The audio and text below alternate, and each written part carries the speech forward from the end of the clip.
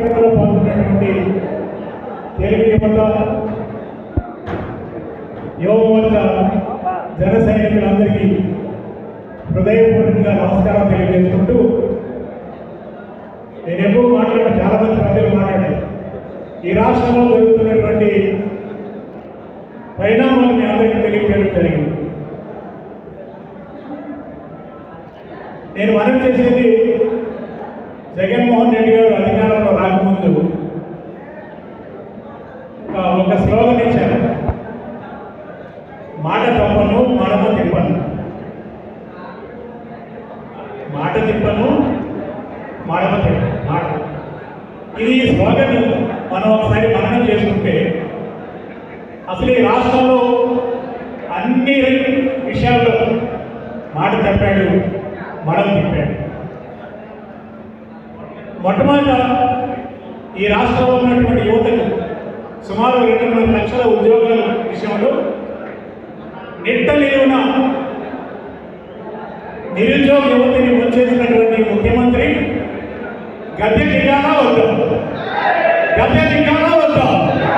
ఏ ముఖ్యమంత్రి ఇంటికి పంపాలా వద్దా? డిఎస్సీ నిర్వహించి ఉద్యోగాలు ఇస్తున్నటువంటి ఈ అసమర్థ ముఖ్యమంత్రిని వెంటనే ఇంటికి పంపాలా వద్దా?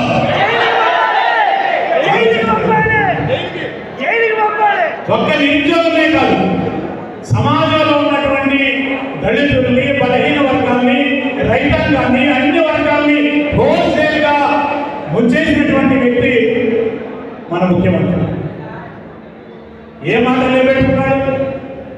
సమాజమే దేవాలయం అనేటువంటి మనం కాన్సెప్ట్లో పనిచేస్తుంటే ఈయన ప్రజాస్వామ్యాన్ని అపహాస్యం చేస్తూ రాష్ట్రాన్ని అప్పుల గొప్పగా మార్చి అధోగతి పాలు చేసినటువంటి ఈ దౌర్భాగ్య ముఖ్యమంత్రి ఇంకా ఒక్క నిమిషం కూడా ఆ సీట్లో కూర్చోవడం అసలు అర్హత లేదు. అయినా ప్రజాస్వామ్యంలో కొంత రక్షణలు ఉన్నాయి కాబట్టి నడుస్తోంది. ఈ ముఖ్యమంత్రి గారిని గద్దె దించే రోజులు త్వరగానే ఉంటే ఇంకా మనం యువతకి నేను మనవి చేసేది ఏమిటంటే, ఇవాళ ఏ రంగంలో కూడా అభివృద్ధి అంటే అసలు నడుచుకున్నటువంటి ఆంధ్రప్రదేశ్ని అన్ని రంగాల్లో మోసం చేసినటువంటి వ్యక్తి. మహిళలకి రక్షణ ఉందా?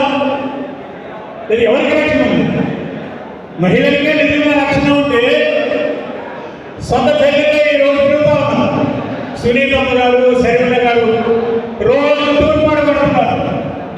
వారిద్దరికి సమాధానం చెప్తే చాలు, ఎవరికి సమాధానం చెప్పకుండా మీ సొంత చెల్లికి సమాధానం చెప్పిపోయా ముఖ్యమంత్రి అని అడుగుతా.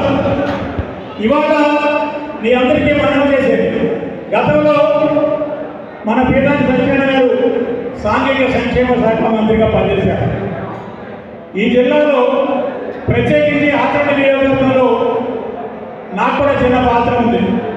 గతంలోని కాంగ్రెస్ ఇక్కడ 2 సార్లు పోటీ చేయడం జరిగింది. ఆనాడు నేను గ్రామాలు తిరుగుతూ ఉంటే మట్టి రోడ్లు, కంకర రోడ్లు, ఎక్కడా కూడా ఒక సీసీ రోడ్డు కూడా నిజానికి ఆచరణ హెడ్ క్వార్టర్లో కూడా ఆ రోజులు రోడ్లు లేవు. ఈయన మంత్రి అయిన తర్వాత, ఈయన శాసనసభ సభ్యుడు ఎన్నికైన తర్వాత ఈ నియోజకవర్గం మొత్తంలో సుమారు 14,000 కిలోమీటర్లు సీసీ రోడ్డు నిర్మించినటువంటి గొప్ప ఘనత. ఏ గ్రామానికి వెళ్ళినా, ఏ పెద్దపడికి పోయినా, ఏ బలహీన వర్గానికి పోయినా అన్ని చోట్ల కూడా సీసీ రోడ్డు దర్శనమిస్తాయి. ఆయన చేసిన అభివృద్ధి కనబడుతుంది. మరి ఇవాళ మనం ఆలోచిస్తే, ఈ రాష్ట్రం గురించి ఆలోచిస్తే, అధోగతమైన రాష్ట్రాన్ని మరి ఏ విధంగా నడిపిస్తున్నాడో మనం చూస్తే అసెంబ్లీలో కూడా చూస్తున్నాం. శాసనసభ ఎన్నికైనటువంటి మంత్రులు మరి ఎమ్మెల్యేలు ఏ విధంగా ప్రదర్శిస్తున్నారో చూస్తే మన కడుపు మరిచిపోతుంది. మీడియాలో చూస్తున్నాం, పత్రికలో చూస్తున్నాం. బూతులు మంత్రులు తయారు చేశారు. బూతులు తిట్టే మంత్రులు ఏ కులవాడితో తిట్టించాలంటే ఆ కులవాడిని మాట్లాడిస్తారు. ఈ విధమైనటువంటి దౌర్భాగ్య పరిస్థితి ఈ రాష్ట్రంలో నెలకొని ఉన్నప్పుడు నేను మనం చేసింది ఒక్క నిరుద్యోగ యువతే కాకుండా సమాజంలో అన్ని వర్గాల్ని ఈ ప్రభుత్వం చేస్తున్నది ఏంటంటే త్రిసూత్ర కార్యక్రమం పెట్టింది. దాచుకో, దోచుకో, దాచుకో, ఎన్నికల్లో పంచుకో, ఇదే ఒక కార్యక్రమం నడుస్తుంది. ఎన్నికల్లో పంచుకునే డబ్బుతోనే ఇవాళ జగన్మోహన్ రెడ్డి గారు ఆలోచన చేస్తున్నారు. ఆయనకి ప్రజాస్వామ్యం మీద నమ్మకం లేదు, ప్రజలు ఓటేస్తారని నమ్మకం లేదు, ఏ వర్గానికి ఆదరణ దొరుకుతుందని ఎప్పుడో తెలిసిపోయింది. ఈ రాష్ట్రంలో ఆయన ఓడిపోవడం ఖాయం. తూర్పున ఉదయించే సూర్యుడు ఏ విధంగా ఉదయిస్తాడో ఈ రాష్ట్రంలో జగన్మోహన్ రెడ్డి ప్రభుత్వం ఇంటికి వెళ్ళిపోవడం 100% ఖాయం. దీంట్లో ఎలాంటి అనుమానం లేదు. నేను అందువల్ల మీరందరికీ మనవి చేసేది, దళితుల్ని కూడా మోసం చేసినటువంటి ప్రభుత్వం ఈ ప్రభుత్వం వచ్చిన తర్వాత దళిత అభివృద్ధి కోసం కేటాయించినటువంటి సుమారు 40,000 కోట్ల రూపాయలు మరి ఈయన ఇతర పథకాలకు మళ్లించి అమ్మఒడిని, చేయూతని, ఏదో విద్యార్థులని ఇలా కార్యక్రమాలకు తరలి చేస్తున్నాడు. ఈయన దళితుల్లో తెలియదు లేదు. మరి చాలా చోట్ల ఇవాళ చేస్తున్నటువంటి దౌర్జన్యాలు అవన్నీ పంచుకుంటే మనం సమాజంలో ఉన్నటువంటి వాళ్ళందరూ కూడా శాంతి కాముకులు,